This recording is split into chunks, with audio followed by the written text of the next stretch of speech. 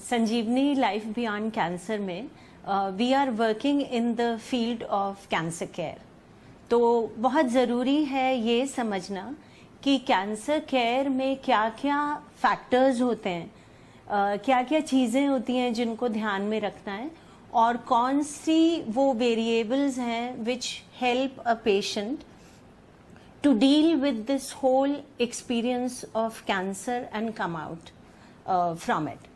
तो जो हमें फैक्टर्स जनरली मालूम है और जो बहुत इफ़ेक्टिव भी हैं, वन इज़ कि हमारी जो जांच हुई है, जो डायग्नोस्टिक हुआ है, उसकी क्वालिटी क्या है। दूसरी, जो हम मेडिसिन्स ले रहे हैं वो किस तरह से प्रिस्क्राइब्ड हैं, हम किस तरह से उनको ले रहे हैं। तीसरा, जिन डॉक्टर्स के आप पास जा रहे हैं वो स्पेशलिस्ट हैं इन द फील्ड ऑफ ऑन्कोलॉजी, ये बहुत ज़रूरी है।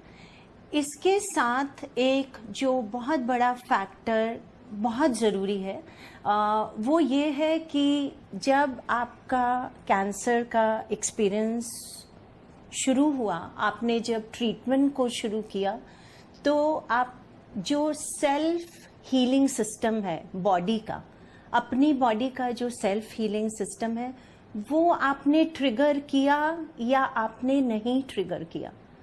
क्योंकि अगर वो ट्रिगर नहीं हुआ है तो और जितने भी फैक्टर्स हैं उनकी क्वालिटी चाहे जितनी भी अच्छी हो, उनका जो इफ़ेक्ट है वो उतना स्ट्रांगली नहीं हो पाएगा और बीमारी से बाहर निकलने में काफ़ी समय लग जाएगा। तो हमको इसको इस तरह से समझना है। सपोज हम अपने घर में एक मिक्सी को यूज़ करते हैं, तो मिक्सी में अगर आपने सारी बहुत अच्छी अच्छी चीज़ें डाल दी, बादाम भी डाल दिए, फ्रूट्स भी डाल दिए, वेजिटेबल्स भी डाल दी, बहुत अच्छे अच्छे न्यूट्रिएंट्स उसके अंदर डाल दिए, लेकिन अगर मिक्सी का जो ब्लेड है वो एफिशिएंटली काम नहीं कर रहा है तो वो मिक्स होगा नहीं ठीक से, और जब तक मिक्स होगा नहीं, जब हम उसको अंदर लेंगे तो वो पूरा सिस्टम के अंदर एब्जॉर्ब नहीं होगा। तो ये जो ब्लेड है मिक्सी का, जो एफिशिएंटली काम करना है, ये बहुत ज़रूरी है।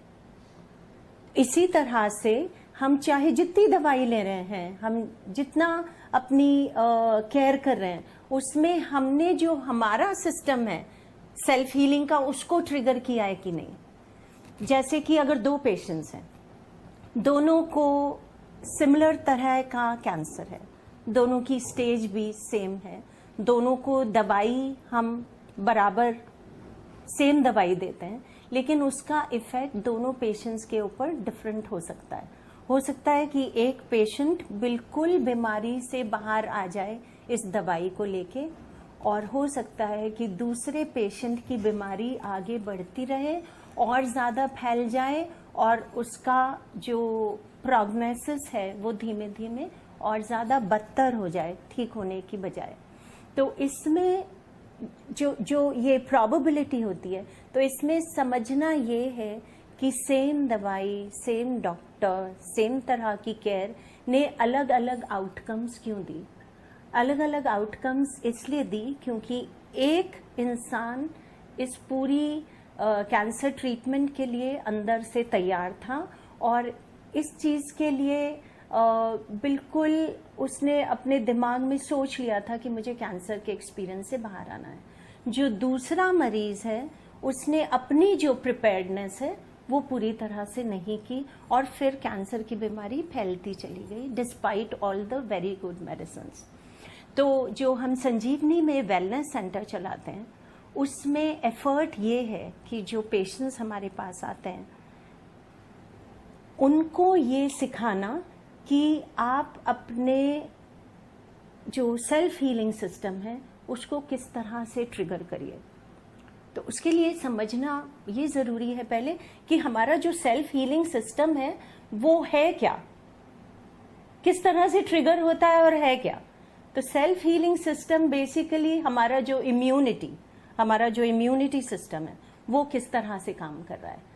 अगर कैंसर के सेल्स हर शरीर में होते हैं, क्या ऐसा हो जाता है कुछ बॉडीज के अंदर कि कैंसर डायग्नोज होता है, अगर कैंसर के सेल्स हर बॉडी में होते हैं तो कुछ बॉडीज में ऐसा क्यों हो जाता है कि हम डॉक्टर के पास जाते हैं और वो हमें कहते हैं कि कैंसर हो गया है?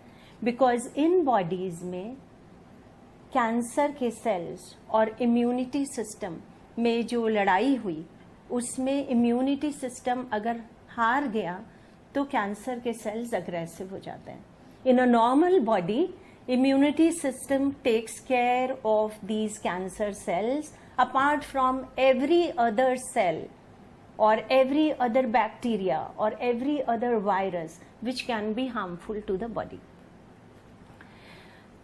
अगर इम्यूनिटी सिस्टम और कैंसर सेल की ही लड़ाई है बेसिकली, तो कैंसर तब होगा जब इम्यूनिटी सिस्टम हार जाएगा.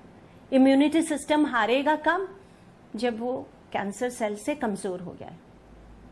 तो हमें ये पता करना कि हमारा इम्यूनिटी सिस्टम हमें किस तरह से स्ट्रांग करना है, और अगर हमें ये जानना है और इसके ऊपर काम करना है कि हमारा इम्यूनिटी सिस्टम स्ट्रांग कैसे हो, तो ये पता करना कि हमारा इम्यूनिटी सिस्टम डिपेंड किन चीजों पे करता है. हम किस तरह से अपने इम्यूनिटी सिस्टम को बिना जाने हुए हम उसको वीक करते चले जाते हैं. और ये समय होता है जब कोई भी बीमारी including cancer can invade your body. और कैंसर में तो क्या होता है, आपके अपने सेल्स आपके अगेंस्ट रिवोल्ट कर देते हैं. ये कोई ऐसी बीमारी नहीं जो बाहर से आई है, अंदर से जनरेट हुई है. अंदर से इसको समझना है, अंदर से समझना है कि मेरा इम्यूनिटी सिस्टम किस चीज पे डिपेंड कर रहा है और मुझे उसको किस तरह से स्ट्रांग करना है. तो 3 फैक्टर्स जो बहुत इंपॉर्टेंट हैं in the immunity system. One is कि आप क्या खाते हैं, आप किस समय पे खाते हैं, आप किस भावना के साथ खाते हैं, आप किस कॉम्बिनेशन में खाने को खाते हैं. ये एक बहुत इंपॉर्टेंट पूरा का पूरा फील्ड है जो आपके इम्यूनिटी सिस्टम को स्ट्रांग बनाने में हेल्प करता है. दूसरी चीज ये कि आप सांस किस तरह से लेते हैं, आप सांस कितना लेते हैं. क्योंकि अभी तो scientists have proved that in the oxygenated environment of the body it is difficult for the cancer cells to thrive. तो आप सांस कितना लेते हैं और किस तरह से सांस लेते हैं, ये बहुत ज़रूरी है. और तीसरी चीज़ ये है कि आप किस तरह से सोचते हैं, आप किस तरह से अपनी लाइफ में जो आपकी सिचुएशन है जिसके अंदर आप हैं, जो आपके सर्कमस्टांसेस हैं, आपके आसपास जो लोग हैं, आप उनके जो एक्शंस हैं, उनके जो वर्ड्स हैं, उनको किस तरह से आप रिस्पॉन्ड करते हैं. अगर ये 3 चीज़ें हैं जो इम्पॉर्टेंट हैं हमारे इम्यूनिटी सिस्टम को स्ट्रांग करने के लिए, तो वेलनेस सेंटर में जो हमने कोर्स डिज़ाइन किया है 36 सेशंस का है, और उसमें एफर्ट ये है कि हम उन तीनों चीज़ों पे किस तरह से पेशेंट को सिखाएं कि आपको नंबर 1 तो ये कि जो भी पेशेंट वेलनेस सेंटर में आए उसको ये समझाया जाए कि आपकी जो हेल्थ है वो आपकी अपनी जिम्मेदारी है. क्योंकि दवाई तो ऐसी चीज़ है जो बाहर से दी जा सकती है, और दवाई एक ऐसी चीज़ है जो रोते गाते उठते बैठते पेशेंट को ज़बरदस्ती भी दी जा सकती है. अगर वो खा नहीं रहा है तो उसको इंजेक्शन के थ्रू दी जा सकती है, ड्रिप के थ्रू दी जा सकती है. लेकिन जो अपना हीलिंग सिस्टम है वो जबरदस्ती नहीं ट्रिगर किया जा सकता. तो दवाई का एक फायदा ये है कि आप किसी भी पेशेंट को किसी भी अवस्था में किसी ना किसी तरीके से आप दवाई उसको दे देते हैं और वो अपना थोड़ा बहुत इम्पैक्ट जरूर कर देती है. लेकिन अगर आपको सेल्फ हीलिंग सिस्टम को ट्रिगर करना है तो उसमें पेशेंट का जो रोल है वो सबसे बड़ा है. तो जब हम वेलनेस सेंटर में अपने सेशंस शुरू करते हैं तो सबसे पहली चीज जो पेशेंट्स को बतानी है वो ये है कि आपकी हेल्थ आपकी अपनी रिस्पॉन्सिबिलिटी है, और जब तक आप ये रिस्पॉन्सिबिलिटी को लोगे नहीं, तब तक आपका हीलिंग सिस्टम जो है अपने आप से काम करना शुरू नहीं करेगा, और जब तक वो काम करना नहीं शुरू करेगा, आप सबसे अच्छी मेडिसिन्स, आप सबसे अच्छे कैंसर केयर के तरीके को ले लीजिए, it will not work. So if you really want, अगर आप ये चाहते हैं कि आपकी कैंसर की बीमारी जड़ से पूरी तरह से हमेशा के लिए खत्म हो जाए, तो आपको काम अपने आप करना पड़ेगा. हम वेलनेस सेंटर में आपको सिखाएंगे कि वो काम करना किस तरह से है और कितनी एफिशिएंटली करना है. We will support you in that, but काम करना खुद से है.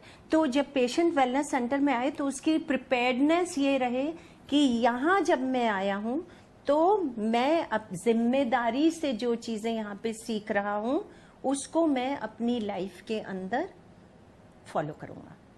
और ये समझना बहुत ज़रूरी है पेशेंट के लिए कि आज तक मैं अपनी ज़िंदगी को जिस तरह से जी रहा था या जी रही थी, उससे आज मेरी ये अवस्था है कि मुझे किसी भी बॉडी के पार्ट में कैंसर है. अब जब दवाई देंगे तो इस समय का कैंसर बाहर निकल जाएगा, लेकिन अगर रहने का जो तरीका था उससे ये जनरेट हुआ है, अगर वो रहने का तरीका चेंज नहीं होगा तो it is not a very good story. तो this is what the patient needs to understand on the first day कि जो दवाई है, जो सर्जरी है, जो केमोथेरेपी है, जो रेडिएशन है, वो बहुत अच्छा काम करती है, लेकिन काम किस चीज पे करती है? हमारी जो present state of the body है उसके ऊपर. हमारा जो आज की सर्जरी या आज की केमोथेरेपी है वो हमारे शरीर को 2 साल बाद क्या होने वाला है उसको किस तरह से डील करना है ना उसको सिखाती है ना डील कर सकती है. So this is very important for the patient to understand that whatever relief that they have got from the medicine is right now, is for the present status of the body. So if we need to get rid of the cancer in totality, and if we want to help our doctors कि अगर उन्होंने कुछ follow up medicines दी भी हैं कि वो किस तरह से हमारे बॉडी में काम करें, then we need to take this responsibility of our health in our own hands. So this is the first thing that the patient needs to be prepared for. Then we will start the sessions. So अगर हमारे 3 factors हमने बात किया, पहली बात आप क्या खाते हैं, कब खाते हैं, किस कॉम्बिनेशन में खाते हैं, किस भावना से खाते हैं. इसके लिए we will have nutrition session. तो न्यूट्रिशन का जो सेशन होगा उसमें पूरा जो एम्फसिस है वो ये बताने का नहीं है पेशेंट को कि इसमें कैल्शियम होता है, इसमें प्रोटीन होता है, इसमें कार्बोहाइड्रेट्स होते हैं. हम जिस तरह के पेशेंट्स के साथ डील कर रहे हैं उनको ये सब चीजें ना उतनी समझ में आती हैं और ना वो इस नॉलेज का यूज कर सकता है. तो जब आप न्यूट्रिशन का सेशन ले रहे हैं तो उनको आप बताइए कि आपका जो अभी प्रेजेंट जो न्यूट्रिशन चार्ट है उनसे आप सुबह से पूछिए, आप सुबह से रात तक क्या क्या खाते हैं, किस समय पर खाते हैं, क्या पीते हैं. नंबर 1. नंबर 2, आपको ग्रेजुअली उसके अंदर चेंज करना है.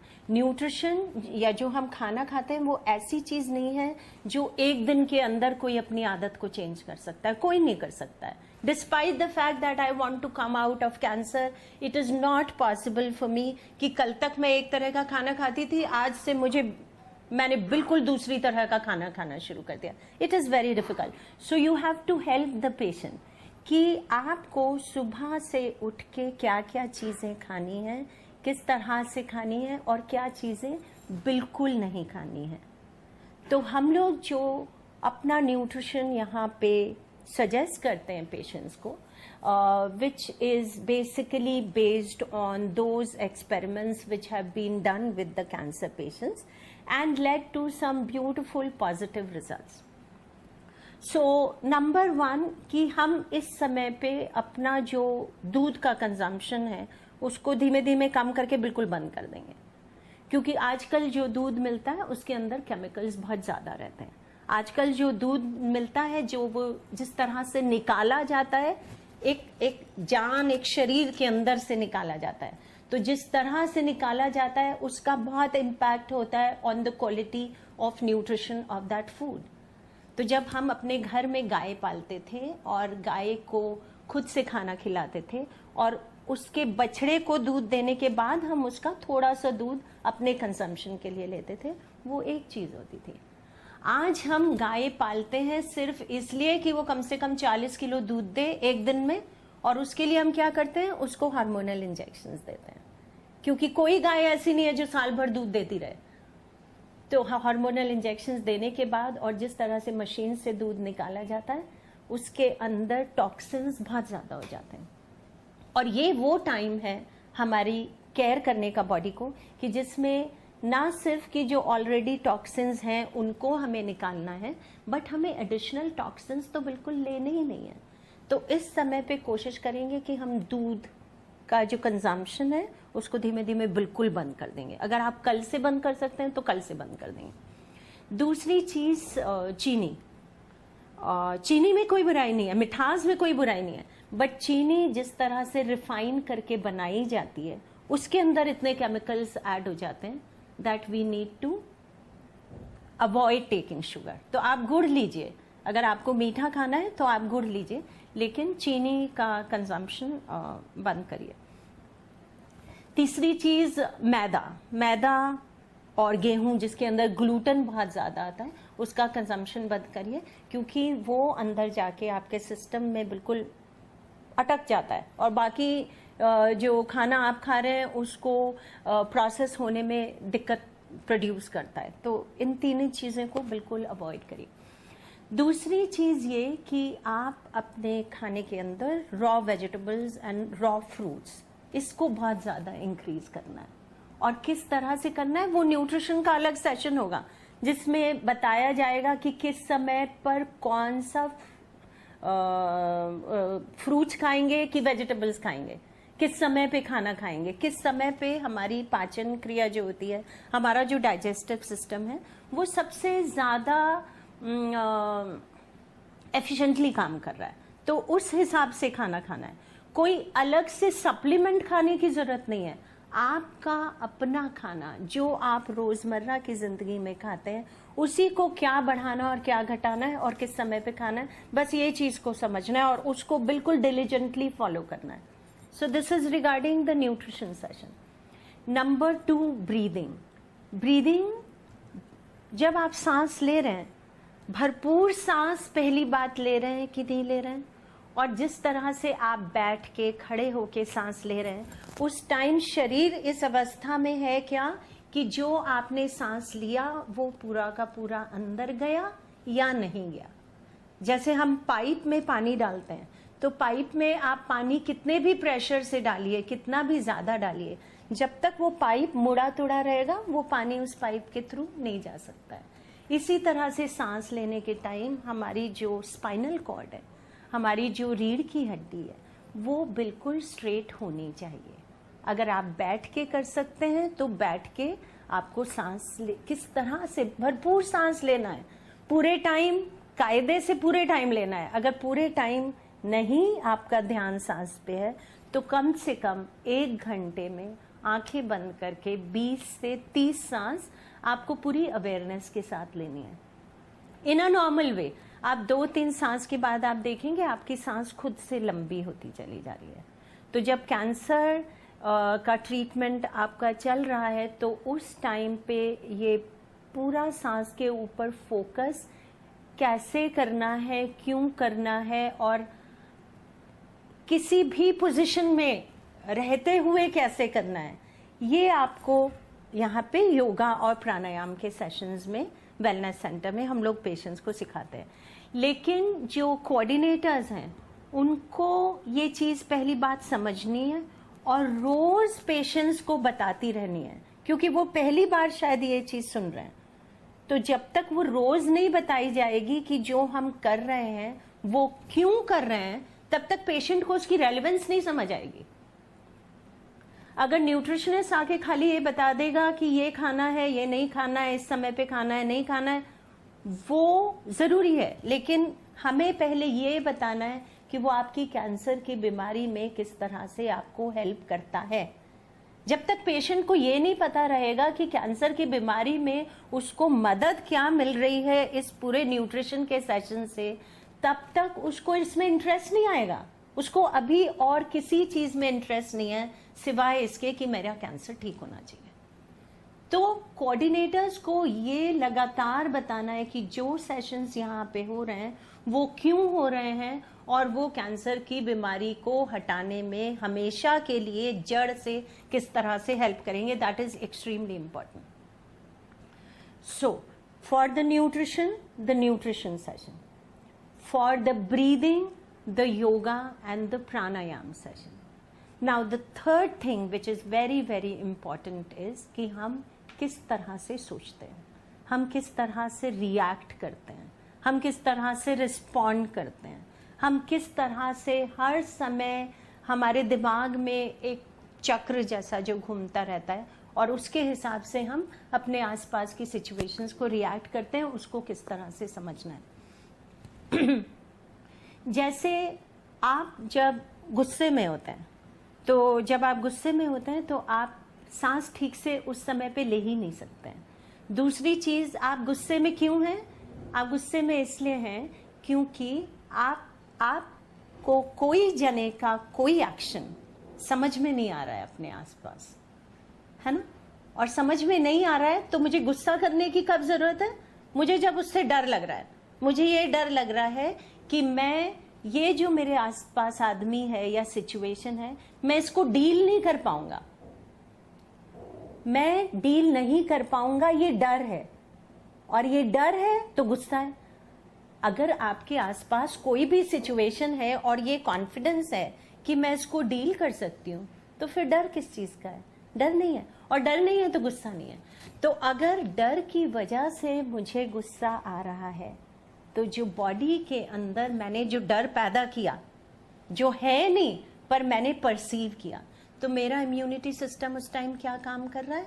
उस डर को हैंडल करने की कोशिश कर रहा है, जिसकी कोई रीजन नहीं है।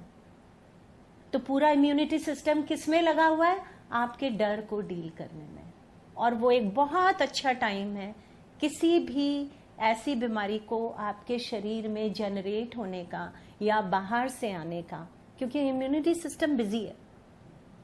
अगर आप लगातार अपने इम्यूनिटी सिस्टम को इस तरह से बिजी रखेंगे, दुखी होकर, परेशान होकर, गुस्सा होकर, डर के, डिप्रेशन में, तो इम्यूनिटी सिस्टम लगातार बिजी रहेगा इन्हीं सब इमोशंस को डील करने में, क्योंकि वो बॉडी को तैयार कर रहा है कि ऐसी प्रॉब्लम हुई तो कैसे रिएक्ट करेगी बॉडी। लेकिन प्रॉब्लम तो है ही नहीं ना, कोई तो कुछ होगा नहीं। मैं तो यहाँ पे सोच के बैठी हूं, मैंने अपना डर खुद से क्रिएट किया है। ऐसा तो है नहीं कोई आ रहा है और आके मुझे मारने वाला है इसलिए मुझे उसको वापस मारना है। तो बॉडी मुझे क्या तैयार कर रही है कि कोई आ रहा है, वो मुझे मारेगा तो मैं उसको वापस मारूंगी। और अगर मुझे वापस मारना है तो बॉडी स्ट्रेंथ क्रिएट करेगी अपने अंदर से। और स्ट्रेंथ कहां से क्रिएट करेगी? कौन क्रिएट करेगा? आपका इम्यूनिटी सिस्टम। तो आपने स्ट्रेंथ क्रिएट कर रहे हैं किसी को मारने के लिए, पर कोई मारने तो आ ही नहीं रहा है ना। आप अपने दिमाग में सोचे जा रहे हैं, अपने दिमाग में सोचे जा रहे हैं, मेरा हस्बैंड इस तरह से मुझे परेशान करता है, मेरी वाइफ इस तरह से परेशान करती है, मेरा बेटा पढ़ता लिखता नहीं है, मेरी बेटी इस तरह से करती है, आप मेरी मदर इन लॉ ये करती हैं।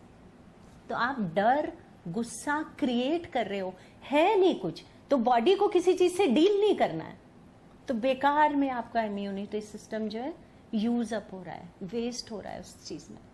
तो ये आपको समझना है पहली बात। और समझने के बाद मैं आपको कह दूं आज कि आप पॉजिटिवली सोचना शुरू कर दीजिए, आपका कैंसर ठीक हो जाएगा। उसके बावजूद, मुझे ये पता होने के बावजूद कि मेरा कैंसर ठीक हो जाएगा अगर मैं पॉजिटिवली सोचूंगी, तो मैं पॉजिटिवली सोचना नहीं शुरू कर सकती हूँ, क्योंकि पॉजिटिवली सोचना भी एक आदत होती है, एक प्रोसेस होता है। मुझे पता होना ही चाहिए कि जब मुझे गुस्सा आता है तो मैं उसको किस तरह से डील करूं। तो आप अपनी सिचुएशंस को लाइफ में किस तरह से डील करें, ये आपको यहाँ पे वेलनेस सेंटर में साइकोथेरेपी के सेशंस के थ्रू सिखाया जाता है।